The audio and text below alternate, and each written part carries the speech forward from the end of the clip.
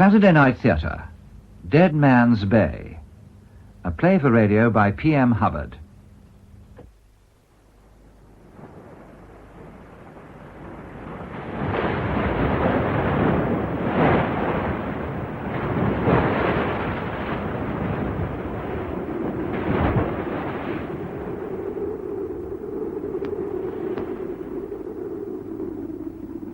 Dear, you ought to be in by now.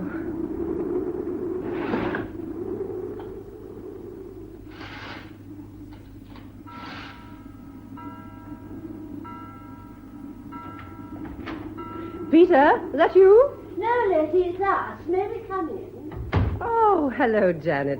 Hello, James. Hello, Letty. I'm sorry, I thought it was Peter. Oh, my dear, isn't he back yet? No, but I expect him any moment. Come in, have a drink. James, you know where everything is, don't you? Oh, yes, of course. Oh, it's worrying for you, darling. It's blowing quite hard outside. James was saying... Nonsense, Janet. Letty's lived long enough in the island to know bad weather when she sees it. And I may be a chair-borne sailor now, but I have been to sea, and with Peter. What are you having, Letty? Oh, sherry, I think, please, James. Sherry, right. And the usual for you, Janet? Yes, please. Peter handles small craft as well as anyone I've ever seen. He always did, even at school. I always think if they hadn't tried to put him in something bigger, he might have stayed on in the service. I don't think he'd ever have made a peacetime sailor. Ricky's a different kettle of fish. But Ricky's a marvel, Jim. You're always saying. As an administrator, yes. I don't know what I'd do without him. I've never been at sea with him, but he's got a first-class record, or he wouldn't be where he is. No, indeed. As yours, Letty. Oh, thank you, James. Janet. Thanks, love. But if I had to get caught in a blow somewhere between here and Alderney, and something of Seamew's size, I'd rather have Peter in command than Ricky. Well, God bless us. Cheers. Yes. He's made a wonderful job of Seamew, you know. I haven't been out in her very much, to tell you the truth. He'll be laying her up for the winter soon, won't he? Well, it depends to some extent on the weather, but he generally gets her in about now, yes. Oh, there can't be much more in, but do, surely. I mean, most of the visitors have gone, haven't they? Well, it's not only the money, you know, Janet. Peter runs Seamew because the sea means everything to him. He'd run her at a dead loss if he had to. As it is, he's not doing at all badly with her. Oh, I know what it is, coming a bad second to the sea. I've been a sailor's wife longer than you have, darling. Not that one minds being home comforts when they do come home. Oh, one can't really compete. Oh, I know. Of course, I've been lucky these last 2 years with Jim at the establishment, however much he growls about it.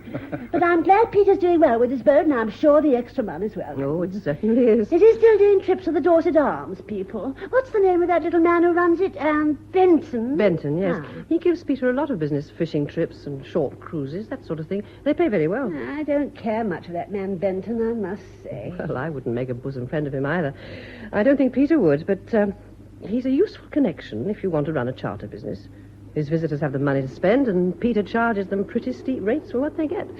Oh, it's blowing up a bit, you know. I think you're marvellous, Letty, darling. I'd be having litters of kittens myself. Peter's probably been on his moorings and tidying up this last half hour, so I don't think there's any call for one kitten, let alone a litter. Now, come on, Janet. Sorry we missed Peter, but he's always a difficult man to catch. Yes. Let us know when he's packed up for the season, and we'll invite ourselves in for a meal. Yes. No, you come to us, Letty. Just you and Peter. And then you and I can have a proper natter while they talk about the good old days before they married. Janet. Oh, what? Come Oh, on. well, you know what I mean, darling. All right, Jim, I'm coming. Thanks for the drink, Letty. All right. Give my salams to Peter. Yes, I will. Oh. Goodbye. Come on, dear. Wasted enough.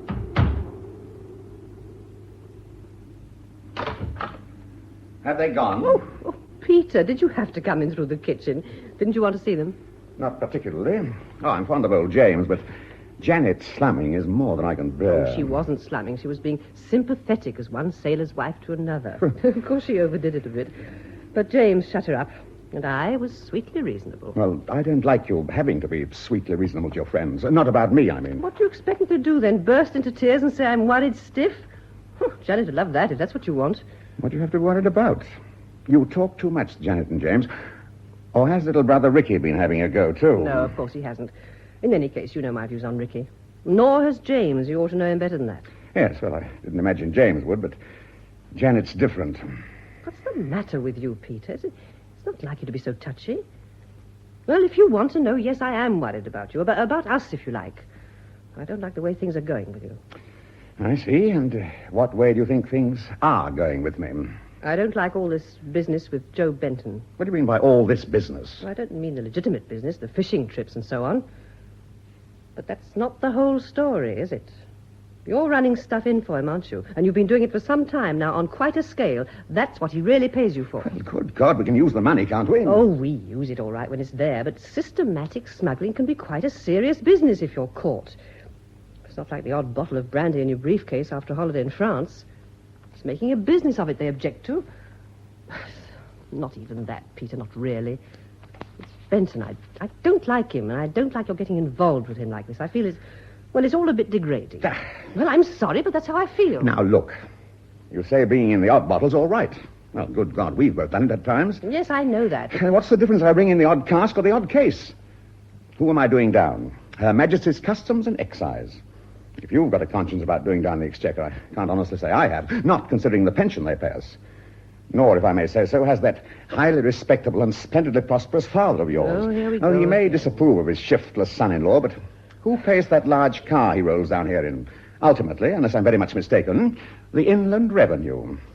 And God knows he could afford to run it himself. Oh, for the Lord's sake, lay off poor Daddy. He doesn't disapprove of you, but you do rather cum the Navy with him at times, don't you?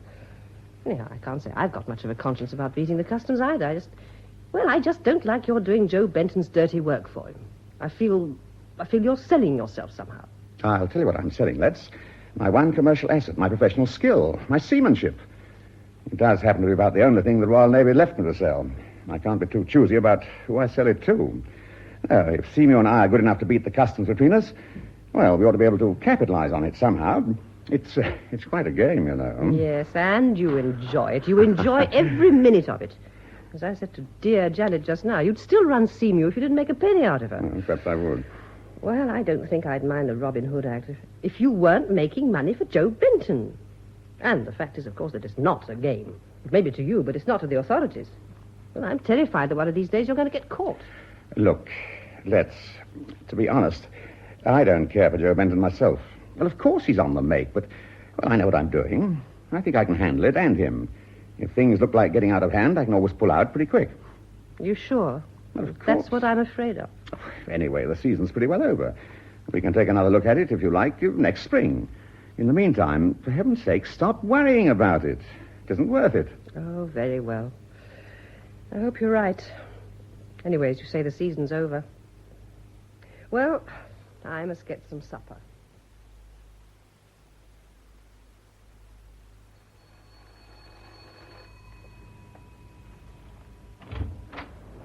Oh, Mr. Benton, good evening. Good evening, Mrs. Robertson. Do you want... Oh, here's Peter now. Hello there, Peter. Hello, Joe. Well, if I might come in for a quick word, that is, if I shan't be disturbing you, Mrs. Robertson. Shan't be long, I promise you, but if it's inconvenient... Come in, Joe. Lady's just getting supper, but if you won't be long... Well, 10 minutes, if that's all right for you, Mr. Benton. Ample.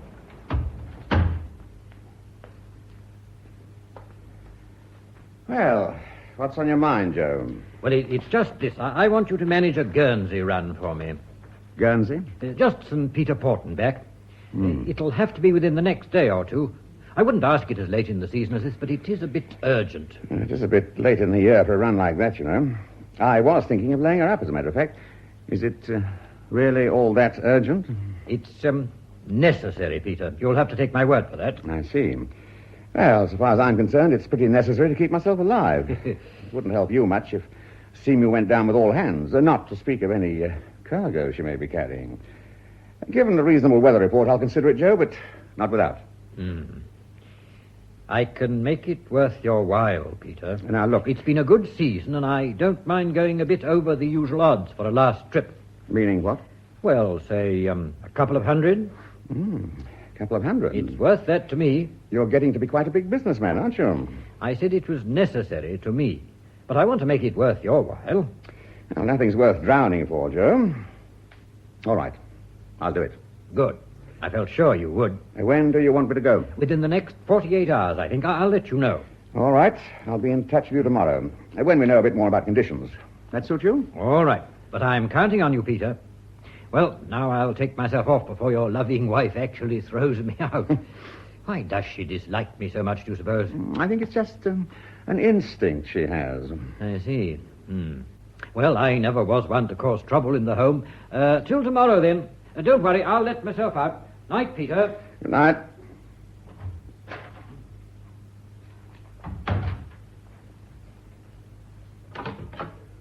Well, what does he want this time? Oh, he wants me to do another run before I lay her up. What? I said I'd think about it. Oh, well, I suppose if it's only a coastal run, but it can blow up at this time of the year. Well, I haven't committed myself. I'll see what the weather's up to and then decide. Where does he want you to go? Huh?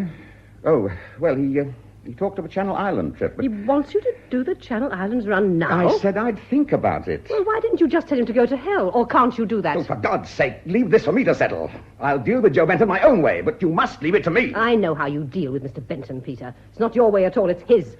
That's what worries me about the whole business. Look, lay off, will you? But, Peter, listen to I me. can't help what you think. Just lay off, please, and let me settle it. Very well. Supper's ready, if you want it. All right, all right. Oh, to hell with everything.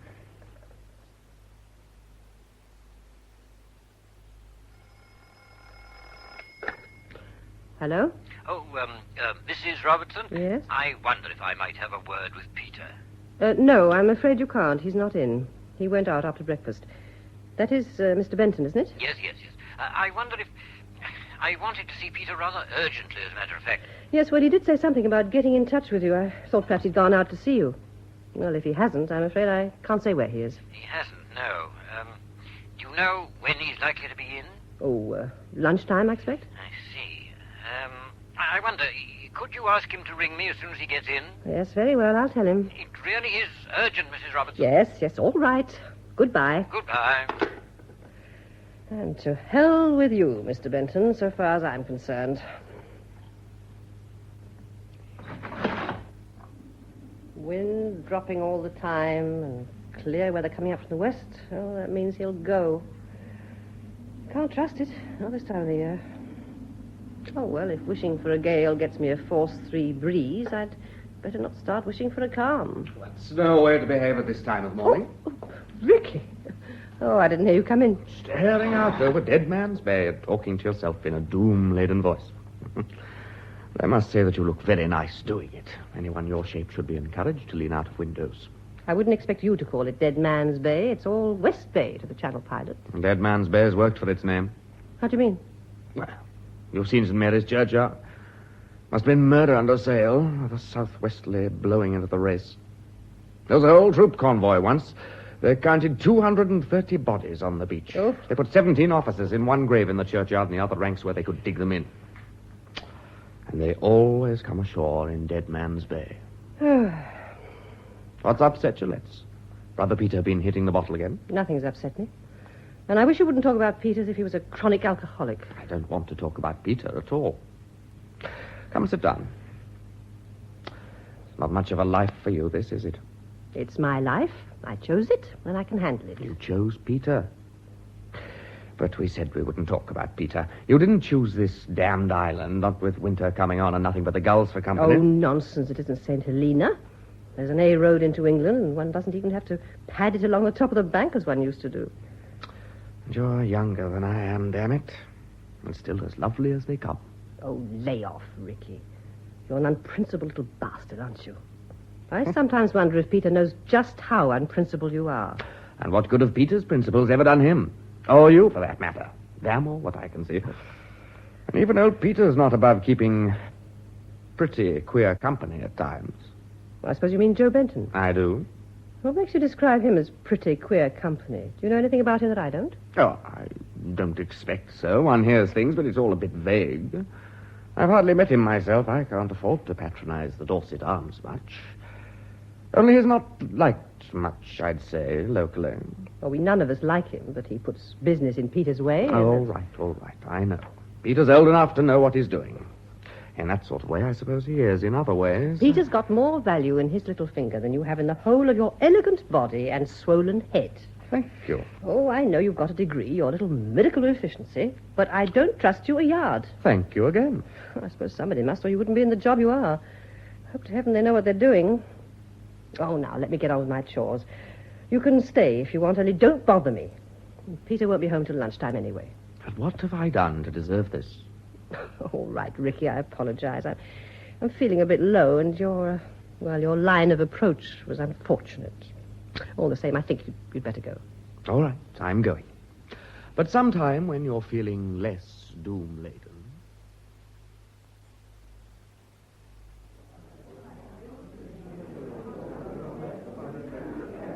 Can you tell me where Mr. Benton is? He was on the phone a moment ago, sir. I'll see if I can find him for you. Thank you. He is expecting me. Oh, I think perhaps... Oh, yes, there's Mr. Benton now. Oh, yes. Joe. Good morning. Ah, there you are. Sorry I couldn't make it sooner. I've been trying to get hold of you, but your wife wasn't very forthcoming. Come into my office a moment, will you? Yeah.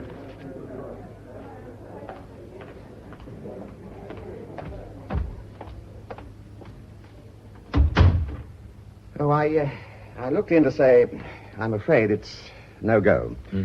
It's really too late in the year to make this particular passage. Oh, it was a good offer, Joe, but, well, I simply can't undertake it. I see. Look, Peter, I don't think we can discuss this here. Well, I don't think there's much to discuss, is there? I've told you. I think there is. Look, Joe, I've thought this thing over, and I really have made up my mind. No one else made it up for you. What do you mean? Isn't it a demonstration of independence just to show your wife? No, of course not. Well, whatever it is, you'll have to think again, Peter. I need that run made, and I need you to do it for me. Look, Joe, I'm sorry to disoblige. We've had an interesting partnership, and I've enjoyed it tremendously, but I just don't think this is a feasible proposition. You'll have to accept my decision. And I can't persuade you in any way? I'm afraid not, no. If it's a matter of money... No, the money's fair enough. I just don't want to make this run now. I regard it as an unreasonable risk. I see. I'm afraid, Peter, you're not in a position to say no. It's for me to decide what I'm to do with my own boat. Oh, certainly. Only you can decide. But I don't think you realize what your position is. It's a fairly tricky one. All right, I suppose it may be, but, well, that applies to all of us, doesn't it? Oh, certainly, but it applies to you as much as to any of us. Perhaps more. What do you mean? What sort of goods do you think you've been handling this past year or two? Dutiable stuff, obviously. You think you've just been running liquor and tobacco and so on? So I assume. It never occurred to you it might be something a bit more valuable. Well, watches, perhaps. It wasn't my business to ask, and I haven't. And your conscience is reasonably clear, is that it? Not overburdened, I admit. Oh, for heaven's sake, be your age, man. What do you mean? Think what it's entailed. All this organization, the contacts, the passwords, the offshore dumping and collecting, the money you've been getting. Damn it, do you think all this has been paid for out of a matter of dodged duties? You can't be so much of a fool as all that. Or if you are, no one's going to believe you are. It's not much good acting the honest, simple sailor when you're up for dope smuggling. What? Yes, even your best friends won't like it much, and the jury won't wear it at all. No, this is serious, Peter. Now, look, it won't go on much longer because this particular line has just about outlived its usefulness and will have to be packed in anyway. But for the moment, you've got to do what I say. Dope. You bastard. Now, listen, Peter. If you will make this run within the next 24 hours, tomorrow night probably, that will be the end of it. In that case, there will be nothing for you to worry about. If you don't, you will pay the full penalty for what, in your innocence or your folly or whatever you like to call it, you've been doing this last year. You absolute bastard. Well, are you going to make this run, or aren't you? Well, Peter? Yes. Oh, yes. I'll go all right. Ah, that's better. Now, I'll be in touch with you again very shortly. In the meantime, there should be no need for me to repeat what I've said about your position. There's nothing you can do, and I think the more you consider the matter, the more clearly you'll see that.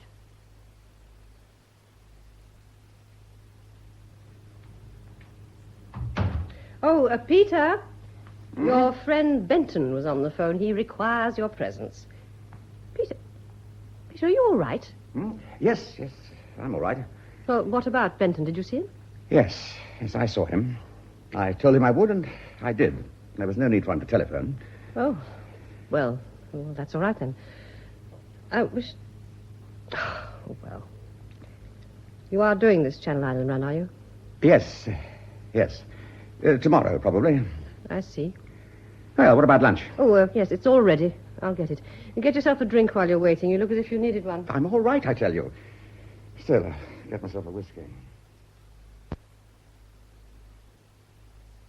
You know what it is, Letty, darling. Having a husband in a hush-hush job of this sort, one has to be madly discreet. Yes, of course, Janet, but I can't see Jim discussing his work with anyone outside at all.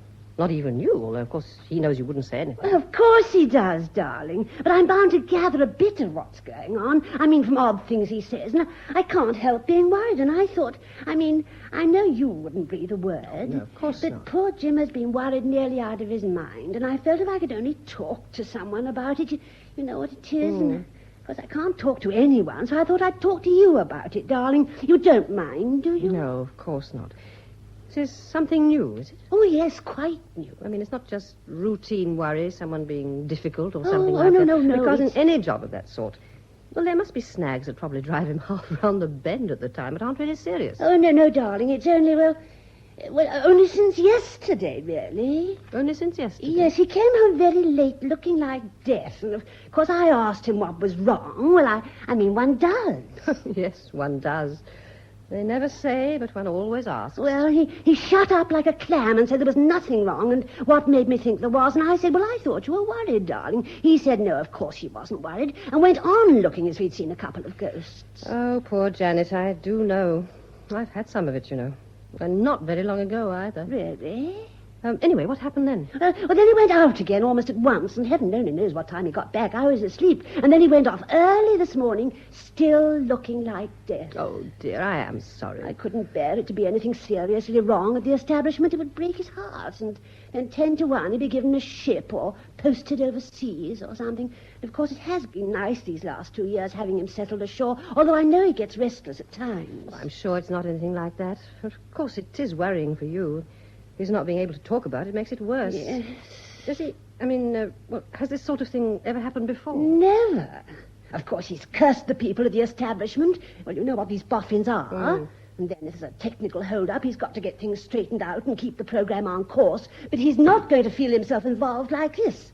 This is something which is right under his skin. That's what worries me. Oh, I know, Janet. You're thinking of security, and that's bound to be worrying. Yes. Security is Jim's responsibility all along the line.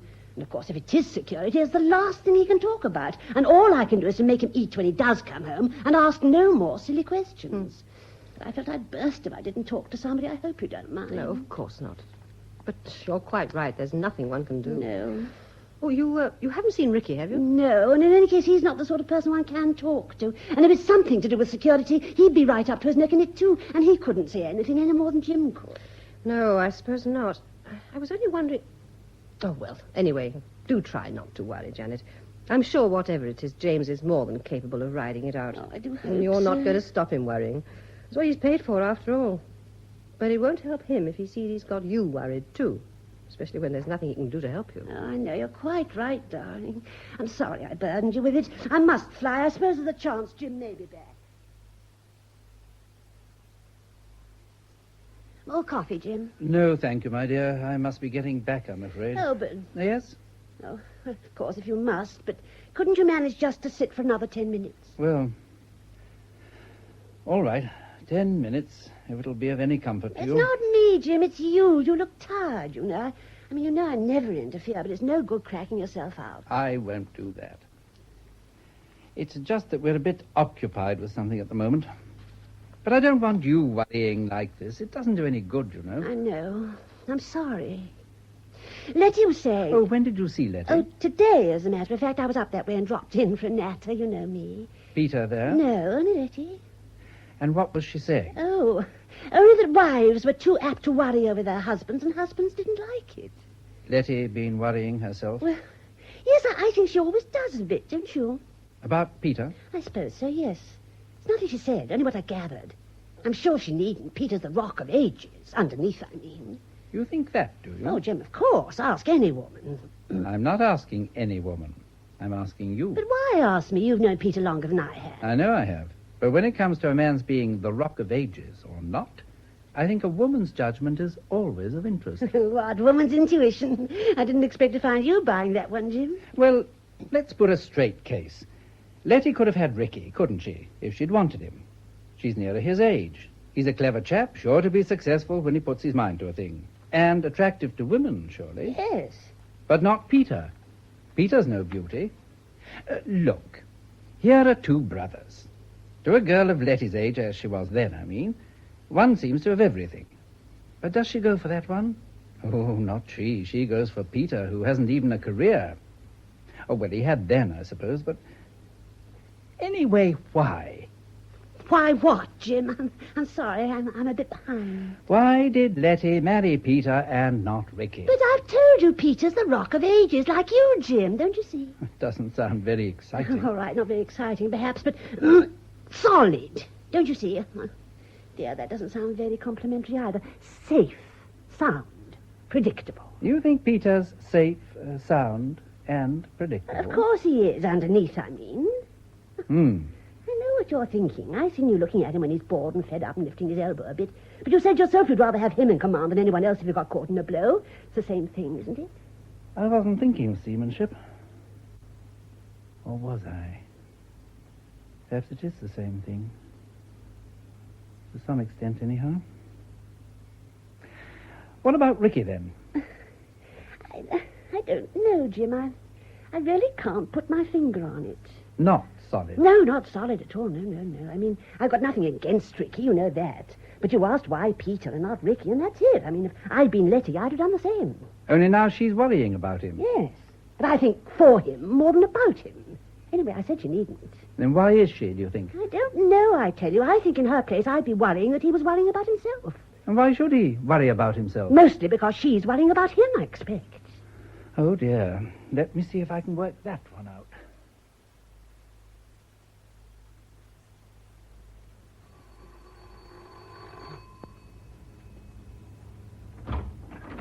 Hello, Letty. Oh, Ricky. I was just going out. What are you doing here this time of the afternoon? Must you go out, or can I come in for a while? What, now? Yes. Oh, well, yes, all right. I must go out sometime. There's no immediate hurry. Come in for a bit anyway. Thanks. Well, I didn't expect to see you, of all people. Oughtn't you to be holding the fort up at the establishment, now of all times? Why, now of all times? Well, I gathered there was a crisis of some sort brewing. But perhaps they haven't told you, Ricky. I expect James is managing it on his own. Where did you get this from? Janet, I suppose. I shouldn't take Janet too seriously if I were you, not on the establishment's affairs. She knows nothing and would say anything. All the same, she ought to learn to keep her silly mouth shut. What has she been saying, in fact? If Janet has been indiscreet, I'm not going to double her indiscretion by repeating it. Damn it, Letts, this is serious. I'm responsible for security under James Hardwick, and I have a right to know. Then I suggest you report to Captain Hardwick that you have reason to believe his wife has been guilty of a breach of security. That's if you have reason to believe it. Well, you must rest it on anything I've told you. I wish I knew how seriously to take you, Letty. Do you? Well, that's something we have in common, at least. I wish I knew how seriously I ought to take you. I wish you would manage to take me a bit more seriously than you do. Poor Ricky. All those looks and all that ability, and yet somehow no one ever takes him quite as seriously as he takes himself. Is that it? Look, Letts, do you know what it is we do at the establishment? No, I haven't the faintest idea.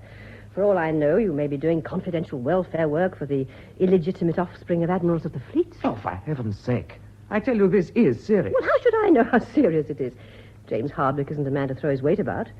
And you're so self-important that one's always apt to discount whatever it is you're supposed to be doing. My God, it is serious, all right. If you only knew what it is they're working on now. A bunch of little boffins who aren't interested in anything but the technicalities. And Captain James Hardwick, that very gallant and loyal officer who hasn't a thought beyond the Queen's regulations and the destruction of the Queen's enemies. So long as we're sure who they are before we start firing the thing off. Well, you're not sure yourself? You wouldn't, for example, leave it to Her Majesty's government to decide who you're going to be at war with? I wouldn't trust Her Majesty's government with an old folks outfit. Oh, really? Have you ever met any politicians or senior civil servants?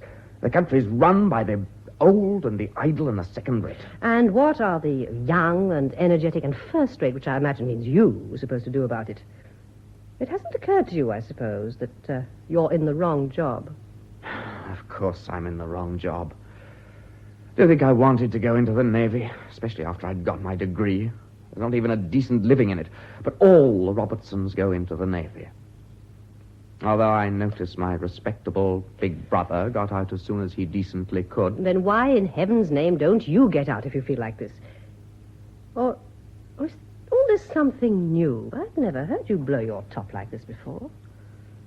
Am I supposed to feel honored by your confidence? Well, I can't honestly pretend I am, but I think your confidence should be shared with a few people, Ricky. James Hardwick, for one, and even Peter, perhaps. I told you yesterday I didn't think Peter knew enough of what goes on in that busy little mind of yours. What you actually said was that you wondered if Peter knew what an unprincipled bastard I was. Not quite the same thing, surely. Well, I don't know. I hope not. But I tell you this, Ricky. I think you should consider a change of job, and I'll give you time to consider it. But if you don't make up your mind to it pretty soon, I may start doing a little talking out of turn on my own account. You're quite a girl, aren't you, Letts? You said Peter's worth 10 of me, but by God, you're worth 10 of Peter. You've got brains as well as looks. And you're tough. I hadn't begun to realize how tough you were. You and I could get somewhere between us, don't you think? Or don't you? Oh, Ricky, it's too late for you to take that line. Much too late now, especially. If I went anywhere with you, I've got a pretty clear idea where it would be. Letty. No, Ricky. We've both said enough, more than enough. Well, I'm going out now. You can stay or not, as you like. But think over what I said just now, will you? Because I'm going to do quite a bit of thinking about what you said. Goodbye, Ricky. Goodbye.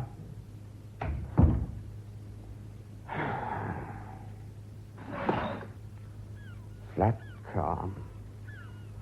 And fog coming up, or I'm a Dutchman.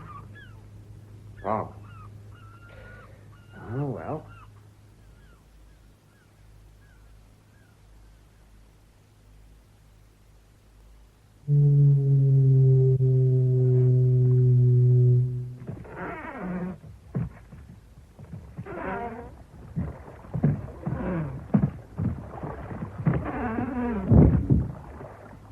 Peter? Yes. Make her fast and come aboard. No one's going to see anything much tonight.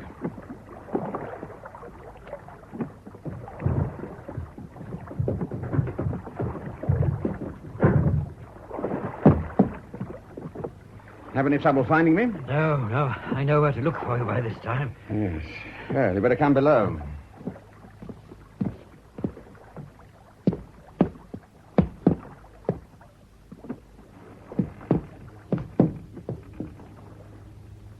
It's pretty thick outside. If this goes on, you'll have a game finding a way out tomorrow. You always said you could do it by ear if you had to. Now it looks as if you're going to have to. I don't suppose it'd be any good my saying I can't. None, I'm afraid. In fact, it shouldn't be too difficult. There's no sea running at all. Some of the biggest tides of the year, tonight and tomorrow, but that can't hurt us, so long as we keep clear of the race. If it's St. Peter Port I'm heading for, I'll be steering pretty well due south. Now, what are your sailing orders? Be on board here and ready to sail at dusk tomorrow. I'll come as soon as it's dark and give you a packet. Only papers. You can sail as soon as it suits you, once you have them on board. Make St. Peter Port as soon as you reasonably can, but in any case by daylight. All right? Depends on how long this fog lasts. I don't mind feeling my way out of here, but I'm damned if I'm going to feel my way into St. Peter Port. The approaches are far too tricky, but given reasonable conditions, yes, all right. What do I do then?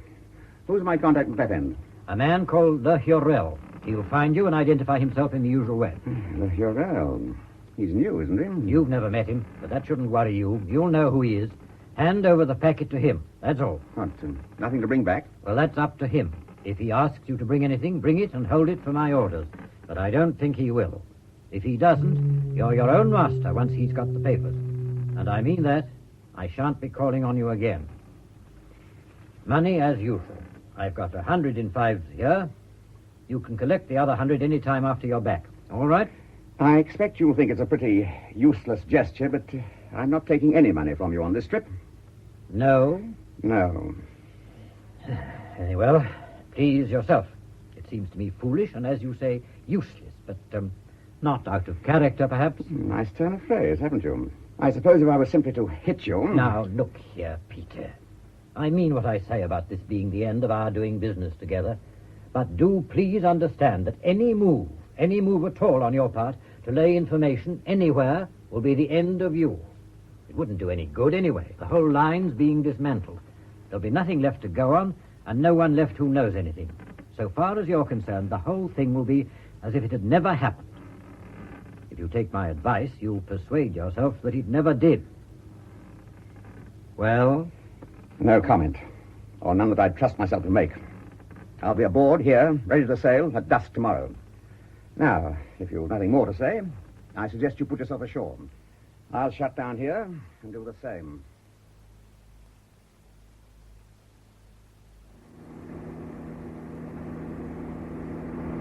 What the hell? Looks as if the road's up. No, it's the police. What's the trouble, officer? No trouble, sir. Just a routine check. Now, do you mind giving me your name and address, sir? Oh, not at all. Peter Robertson.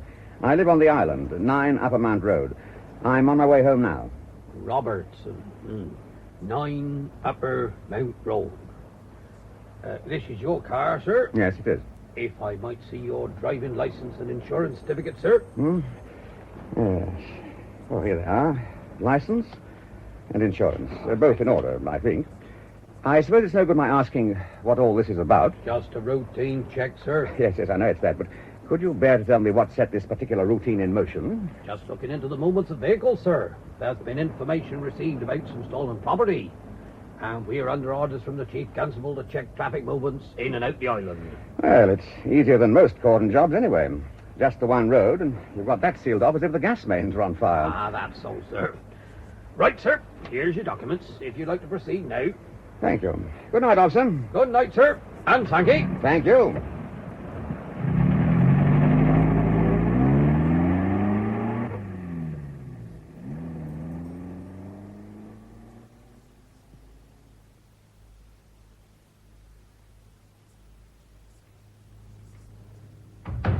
Letty! Oh, there you are. I was wondering what had happened to you. Oh, sorry I'm a bit late. I got held up in town. On top of that, I was stopped by the police as I came in. The police? No cause for alarm. They didn't find a case of contraband scotch in the boot. Nor, in fact, did they look for it. They were stopping everyone, but they wouldn't say what they were after. Well, they wouldn't, of course. Sorry I'm late. Oh, that's all right. In fact, I could do with another 5 minutes. Give yourself a drink while you're waiting. Right. Oh, by the way, Janet was in today with dark hints of crisis at the establishment. I should imagine Janet knows as much about what goes on at the establishment as the office cat. If I were James, I'd not only tell Janet nothing, I'd go out of my way to feed her harmless fictions so she could have something to retail without accidentally impinging on the truth. Yes, I expect she does, too. Oh, what a woman. Oh, there's no real harm in her, Peter. At least she is really fond of her James. Well, I suppose there's some virtue in that, but I can't help thinking her affection is disastrous in some of its manifestations. What about Benton? What about him? Well, I imagined you'd seen him. So I did. What about this trip, then? Is it on? Yes, but if it's any comfort to you, I think the sands are running out on my beautiful friendship with Joe Benton. Meanwhile, I'm booked for one more run, leaving tomorrow evening. Now, you can see for yourself there's no worry about weather conditions, apart from this fog, which I don't think should bother me much. All right, it's up to you. You know my feelings about Mr. Benton. I don't care if you never set eyes on him again, even if we do have to live on sausages and baked beans for the rest of our lives. Now, give me 5 minutes. We're not eating baked beans tonight anyway. Well, thank heavens for that.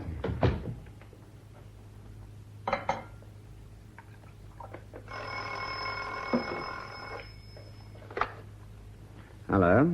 Peter, there's been a change of plans. It's got to be tonight. But Now, look, there isn't time to argue. You must get down to the harbour and be ready to sail within the hour. I don't know if you're interested, but I shall have to negotiate a police roadblock. Pass through it on my way up. Where was this, Peter? On the road in, about 100 yards from the mainland end. There's a double barrier, and they're checking all traffic in and out. Tell me exactly what happened, will you? Just that. I was waved down, had to give my name and address. I was asked if it was my car, and made to show my license and insurance. When I asked them what it was about, they handed out the usual flannel about a routine check. I asked them what they were checking. They said it was something to do with stolen property. Of course, it may have been all my eye. Anyway, there it is. I shall have to go out half an hour after coming in. And it may occur to them to wonder why. Well, you've still got to get down to the harbour and at once. That's essential. Tell them something. Oh, no. You tell me, Joe. You're the mastermind. Well, tell them you've had a phone call that your boat had been bumped on her moorings in the fog, and you're on your way to see if there's any damage. Then, if by any chance they follow it up, there will be a reason for your going out to her again so soon. At least that's the best I can think of at the moment. All right. I'll try that. They seem fairly harmless coppers. Well, I must ring off now. This needs thinking about. In the meantime, I still want you on board and ready to sail within the hour. Is that understood? Yes, but... All right, Peter. Damn. Who was that? Oh, Joe Benton. What, again? What did he want? He wants me to go tonight. And are you going? Yes. And you won't tell him to go to hell? Oh, for heaven's sake, don't let's start that all over again. But Peter... I've told you this is the last run I'm doing for him. All he's done is to advance the date. I really can't see... It's not just a matter of advancing the date. A minute ago you told me he wanted you to go tomorrow. Now he orders you off tonight.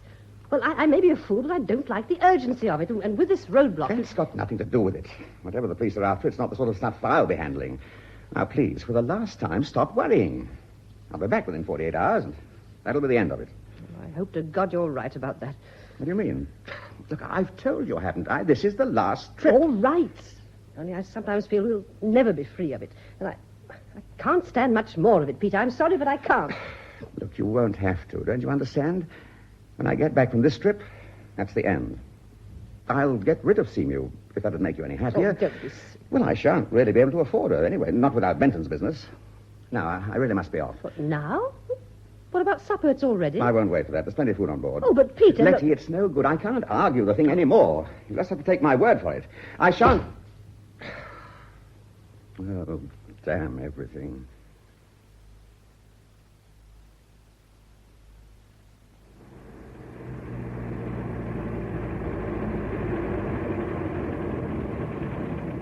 Good evening. Good evening, sir. I gave my particulars to your colleague when I came in, barely half an hour ago. You want them again? If you please, sir. That'll be on the ingoing list. As you're now going out, I'd better have them again.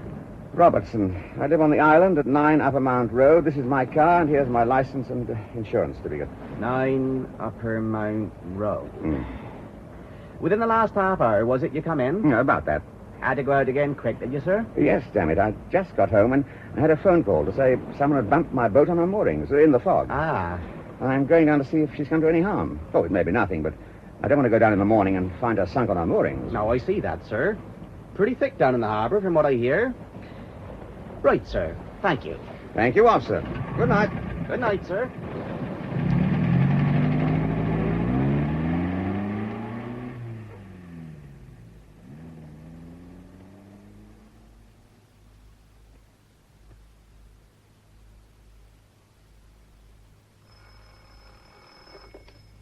Hello? Letty, James Hardwick here. Is Peter in? No. Oh, I see.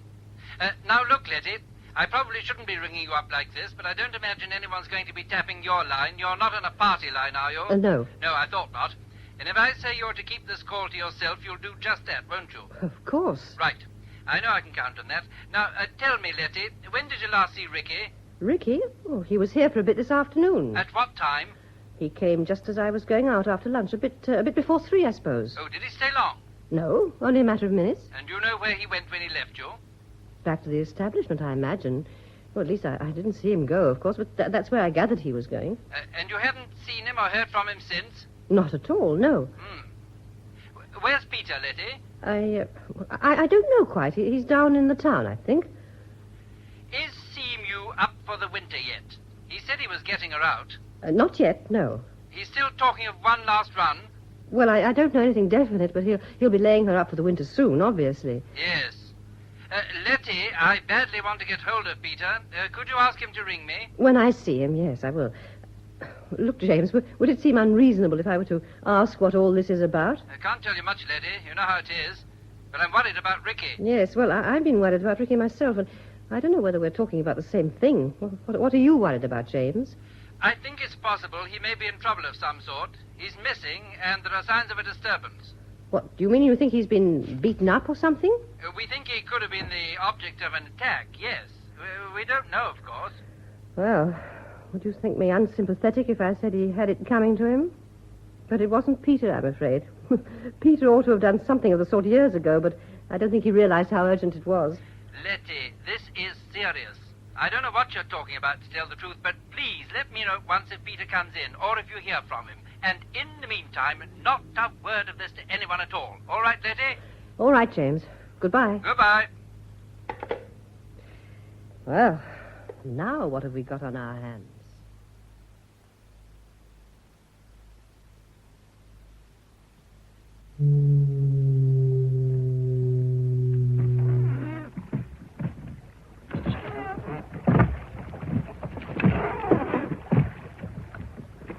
Peter? Joe, you're here already. Hold the painter while I come aboard. No, don't come aboard yet. I want you to take my pram and put her back on her running mooring. You know where it is? Now, what are you going to do? Swim ashore? I'm coming with you on Seamew. Are you? That's rather venturesome of you, isn't it? Still, you're the boss. All right. Pass me the pram's painter. There you are. Thanks. I'll put her back for you, and no one will know you've gone, will they? I shan't be gone long. I'll tell you about that later. Now, please get the pram back. All right, all right.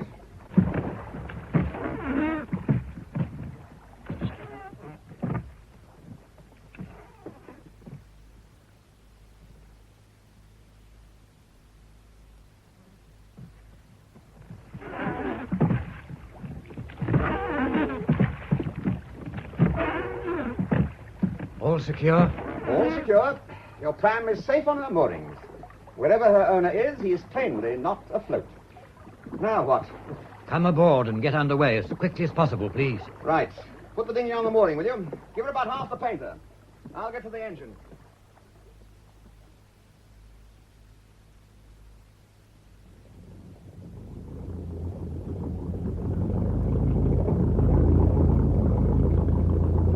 Well, Joe, you're coming all the way to St. Peter Port? No, I want you to get me round the bill as quickly as possible and put me ashore at the island end of West Bay, on the island side of the roadblock. Can you do that? Oh, so there was a connection after all. You want to bypass the roadblock, do you? The fact that I've come through it twice, giving my name and address each time, doesn't worry you? Not in the least. Nor need it worry you. That is, provided you can get me where I want reasonably soon. So you want me to creep in under the fog and put you ashore, ever so gently, on Dead Man's Bay? Yes. As a matter of fact, the conditions are good for the job. Unless the fog's a good deal thicker outside than I think it is. Well, then. But we'll have to use the shore lights. You know what that means, don't you, Joe? It means going inside the race. All right, fair enough. It's getting on for 9 now. High tide at Dover. Let me see. Yes, that's it. The race will start at about 10:30. There's no wind at all, but very big tides. Not necessarily fatal for a thing of this size, battened down and properly handled, but I'd much rather not put her into it if I can avoid it. So we aim to get round under the bill before it starts, if we can. Agreed? Yes. Can we get away now? Already. I'll back off the mooring and come round on the shore side. We don't want to find the dinghy's painter wrapped round our screws. Now you go forward and cast off when I give the word. Right.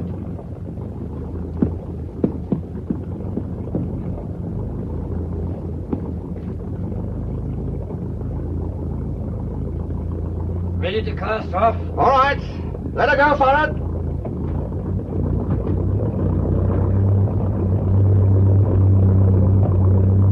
All gone? Right. Now, we've got to feel our way out of this. You'd better stay up in the bows till we clear the harbor. Sing out sharp if you see anything too straight ahead. Off we go, then.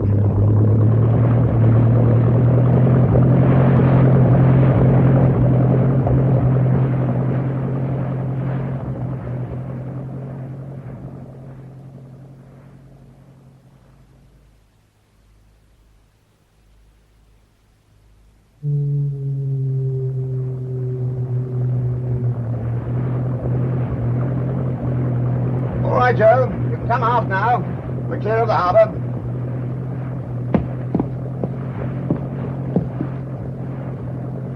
As I hoped, the fog's much thinner out here.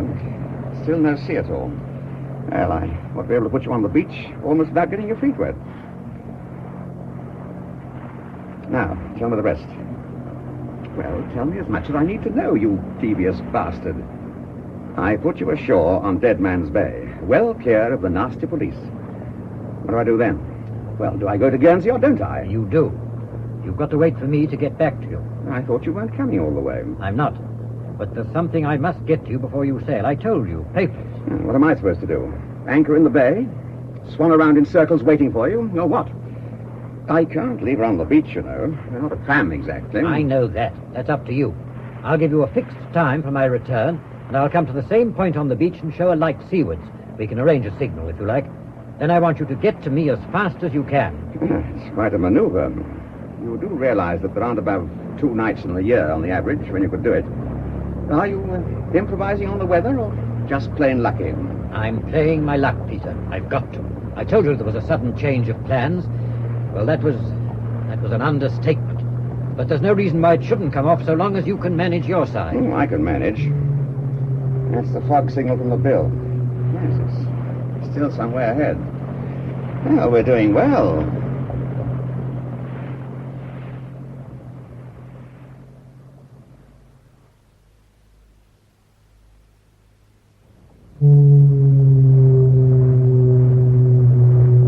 Very near the bill now. Once the signal is well on the starboard quarter, we'll alter course westwards and creep round under it. Well, talk about navigating by ear. Do you realize this is the first time you've ever been to sea in Seaview?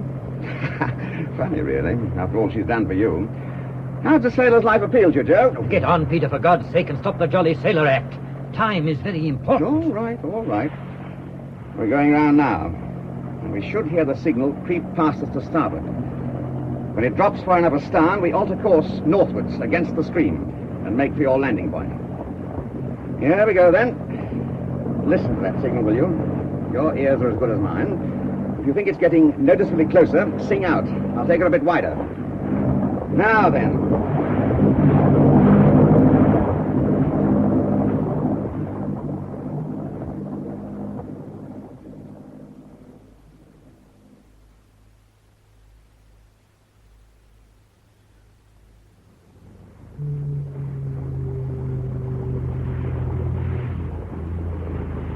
We're moving into the beach now. There are the lights on the road, you see? Ah, yes. I reckon the road blocks a couple of 100 yards west of us. I'll go astern just before we touch.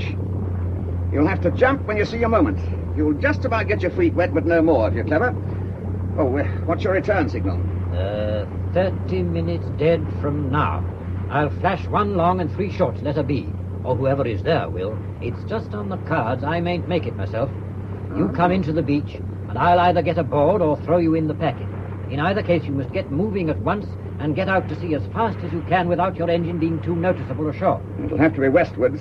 Once I'm clear away westwards, I can stand south out to sea, but not until I'm well clear of the race. Then what? Guernsey? If I'm with you, I'll decide. If not, St. Peter Port, as I said, and hand the papers over to Mercurel. Right. Ready now. Get up, forward. We're going in.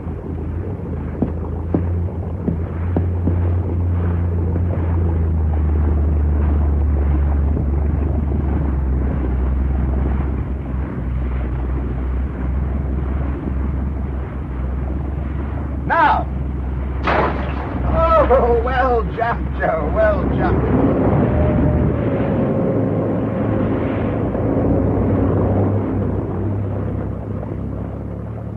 Now, what does A do? Get the hell off the beach and do a little thinking, I reckon.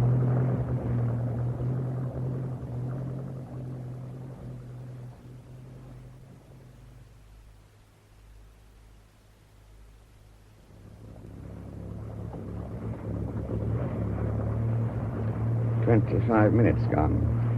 If the efficient Mr. Benton said 30, he meant 30. Time we stood in a bit.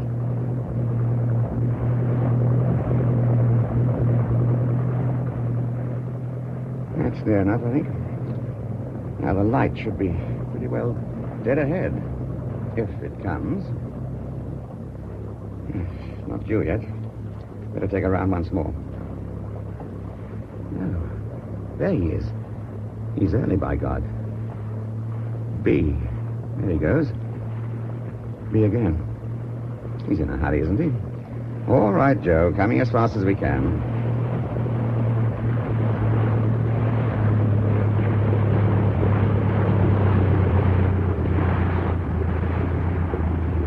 Coming aboard.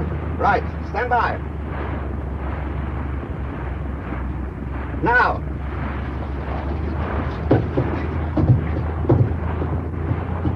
Right. Get below. Quick.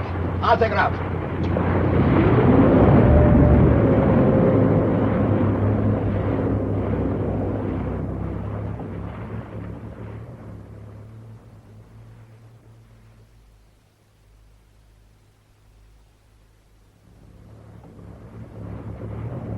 Joe? Joe! If it is Joe, I wonder. Oh, to hell with it. Come out, whoever you are. Tell me what we do next. We're clear of the race, standing out to sea. Now, stop playing hide and seek, for God's sake, and tell me what... Ricky, what the devil are you doing here? Standing out to sea, brother. We're both in the same boat, as they say, and our course is straight for St. Peter Port. Ricky, what are you doing in Benton's racket?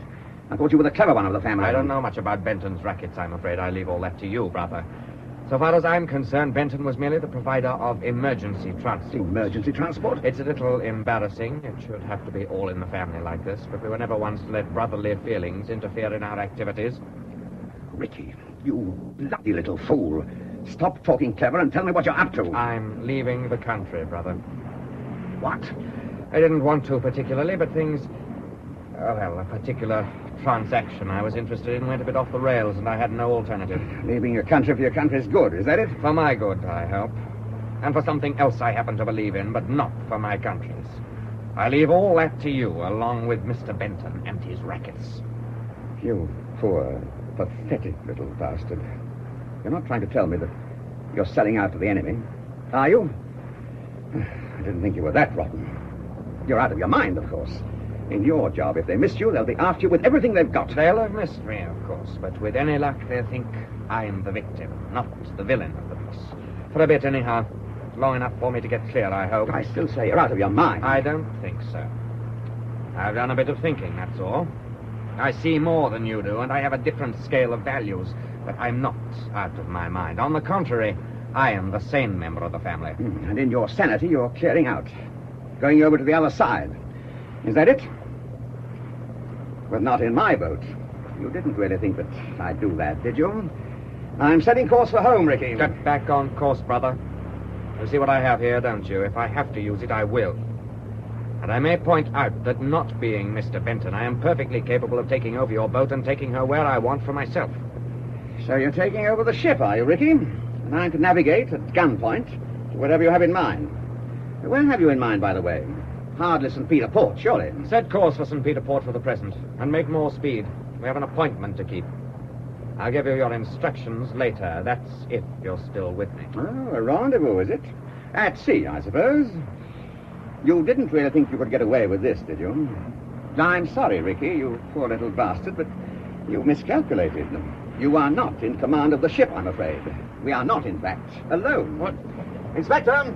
Inspector, you can come out now, but watch it. Your man's armed. What the... Got you, you poor, clever little bastard. Out cold. And the pistol over the side. Let's have a look now. Yes, here we are. Admiralty folder, unless I'm very much mistaken. All done up in a waterproof bundle and neatly tucked inside your jacket. Your uniform jacket. The Queen's uniform, Ricky. Oh, God. What's to be done with a mess like this? Set course for home, I suppose. I don't see what else I can do.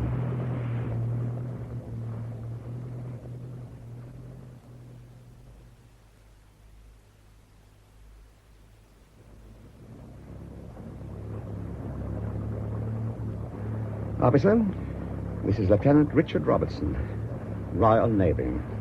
I have apprehended him in an attempt to hand over secret information to the enemy. My name is Robertson. Yes, curious coincidence, isn't it? Any relation? Yes, as a matter of fact, he is. He's my young brother. Damn you. Damn you, Ricky.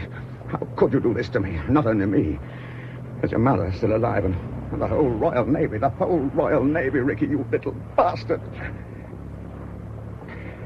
No, that won't do. I must think of something better than that.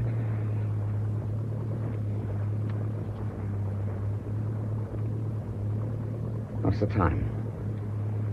Yes. The race will be going great guns for another hour yet. Put Seamew in the race with everything wide open, and she'll founder in a matter of minutes. Oh, you'll die a sailor's death at least, Ricky, which is more than you deserve. Seamew, I told my wife I'd get rid of you, but I hadn't really listened to you. Come on, then.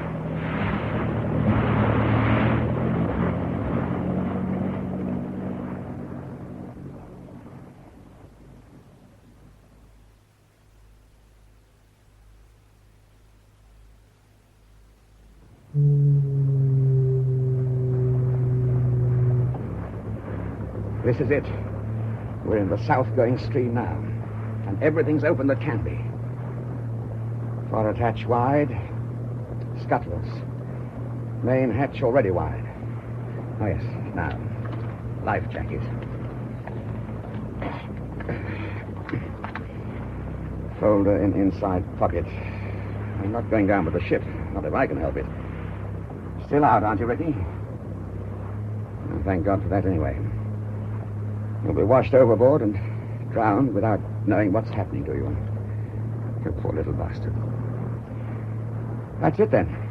Ship heading due south. The tide will do the rest. Goodbye, Seamew.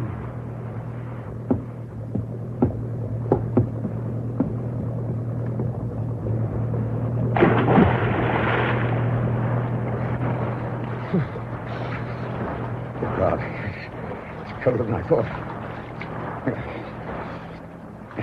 Anyhow, I can't sink. It's not much good wearing a life jacket if you're right in the race. Just keep on swimming.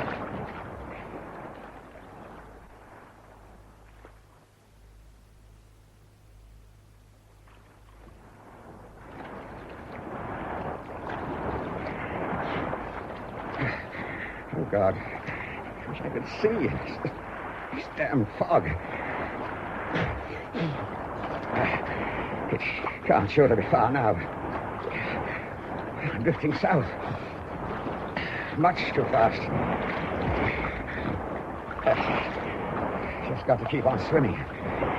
Steadily. That's it. Steadily.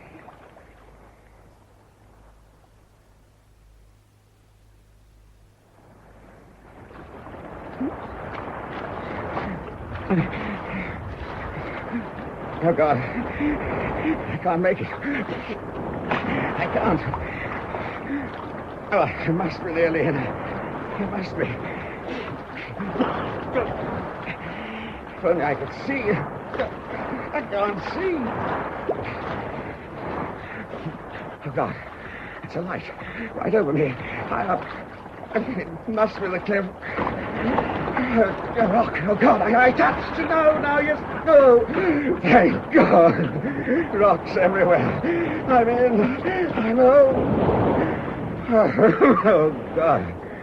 I thought I wasn't going to make it. What about the papers? What am I going to do with these damn papers?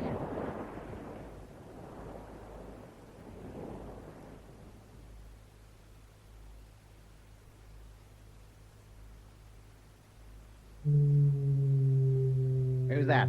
Banks, is it? That's right, Sarge. Wouldn't know you from my own grandmother in this lot. Was she in the force, Sarge? No, Banks, no. I meant if you... Oh, forget it. You're covering from here to the petrol pumps, are you? That's right, Sarge. Well, you know what you got to do. Anyone carrying anything, briefcase, small suitcase, that sort of thing, stop them and have a look. You know what we're looking for, and if there's any trouble, use your whistle at once.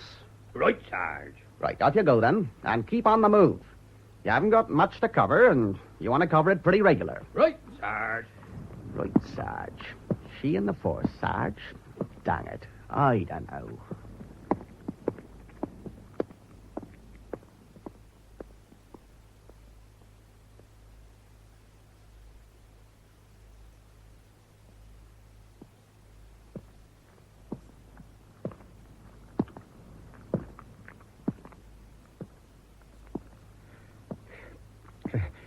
It's a blessed thing. A British policeman on patrol. Here I am with a piece of international dynamite. With top security written all over it. What do? Rush it to the Admiralty? Oh, no. No. I place it under the feet of the nearest patrolling copper, knowing it'll be safer that way. Here he comes again. Hurry, man. All shot to bits with cold.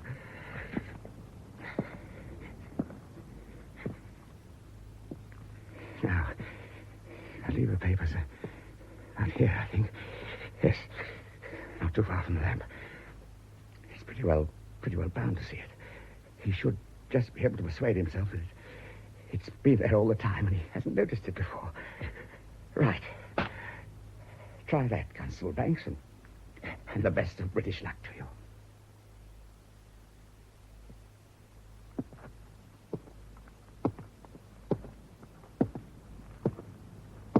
Oh, here. Here, what we got here, then? Oh, a packet. Sergeant! Sergeant, quick, over here!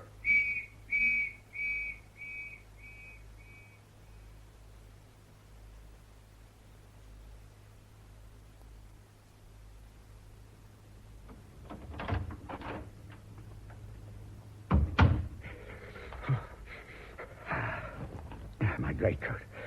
Oh, this will cover a multitude of sins.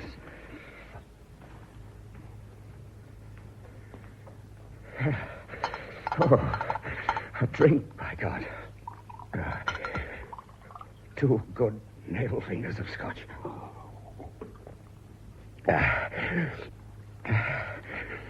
Peter, are you all right? Hello, Letty.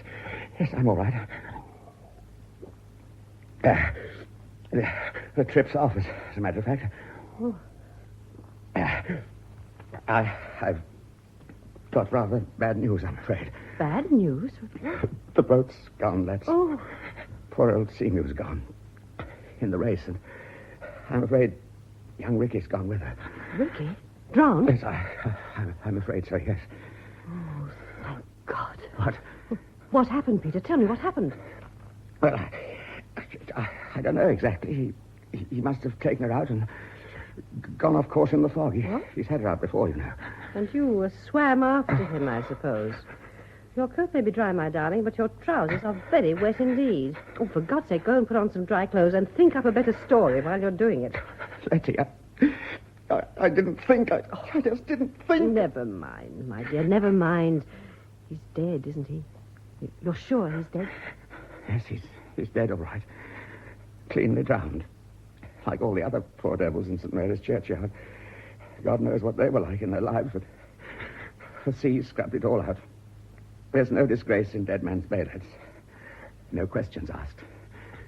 Ricky's all right. You don't have to worry about Ricky. Dry clothes now. No. More whiskey for the moment, no. Get yourself dry, my dear. Yes. I'm pretty well in this. Oh, I know, but it'll be all right. Everything will be all right now. Come on, my dear. I'll give you a hand.